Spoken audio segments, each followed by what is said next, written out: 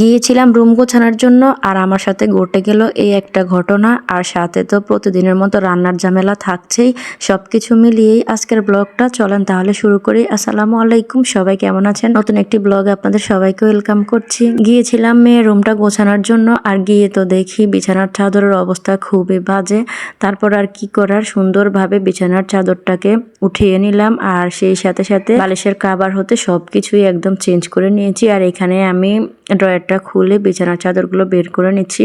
আমি তিনটাই বের করেছি। আমার আশা ছিল আজকে 3 রুমের বিছানার চাদর একসাথে চেঞ্জ করব, যেহেতু আমার ওয়াশিং মেশিন আছে, কোনো টেনশন নেই, সেটার মধ্যে করে আমি সবকিছু ধুয়ে ফেলতে পারবো। তো যেই ভাবা সেই কাজ, আমি সুন্দরভাবে বিছানাটাকে গুছিয়ে নিচ্ছি আর বালিশের কাভারগুলো সেট করে নিচ্ছি। আসলে আমরা মেয়েরা এমনই, একটা কাজ করতে গেলে আমাদের আরো 10টা কাজ করতে হয়। তারপর হচ্ছে আমি সুন্দরভাবে রুমটাকে গুছিয়ে চলে গেলাম আমার ড্রয়িং রুমে গিয়ে দেখি সেখানের চাদরটাও ময়লা হয়ে আছে। আমি জানতাম আমার সবগুলো বিছানার চাদর ধোয়ার সময় হয়ে এসেছে, তবে আজকে ধোয়ার প্ল্যান ছিল না। আর এই সবগুলো কাজের জন্য তো আমাকে একটু এনার্জেটিক হতেই হবে, তাই আমি টিভিতে সুন্দর একটা গান চালিয়ে দিয়েছি। গানের সাথে সাথে আমি বসে পড়েছি কাজ করার জন্য। সবগুলো বেডশিট সুন্দরভাবে চেঞ্জ করে ঘরটাকে একদম সুন্দর পরিপাটি করে নিয়েছি। আসলে আমার কাছে ঘর গোছাতে ভালোই লাগে, আর বিশেষ করে এখন যখন এটা নিজের সংসার, তখন আসলে কখন রান্না করব, কখন কোন কাজ করব কোনো তাড়া নেই। একদম নিশ্চিন্তে সুন্দরভাবে আমি কাজগুলো করতে পারি। আমার ইচ্ছে মতো রান্না করতে পারি, ইচ্ছে মতো বেডশিট চেঞ্জ করতে পারি, ইচ্ছে মতো চা বানিয়ে খেতে পারি। আল্লাহ পাক প্রতিটা মেয়েকে একটা সুন্দর সংসার দিক, যেন সবাই সবার ইচ্ছে মতো করে সংসারটা গুছিয়ে নিতে পারে। আমার ঘরে তেমন কোনো দামি ফার্নিচার নেই, কিন্তু ঘর ভরা শান্তি আছে, ঘর ভরা সুখ আছে,